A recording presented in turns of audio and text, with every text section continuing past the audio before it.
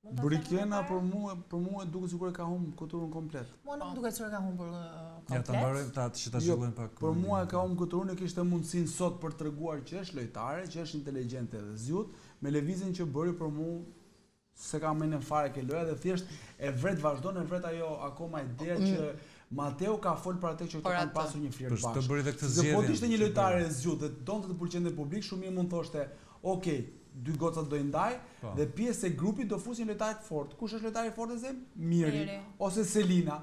Një nga ato dy e bëre pjesë e grupit për të nxjerrë një nga ato që janë zhurmuesit dhe ofenduesit të shtëpisë. Po. Zgjodhi Mateon sepse Mateo se plasa duke i thënë se të gjithë merren që ajo do të vdesë dinamikën e vet. Jo, Mateo ishte pjesë e grupit bullizues dhe pikë dhe u bë palë me Alabakërin Mateo.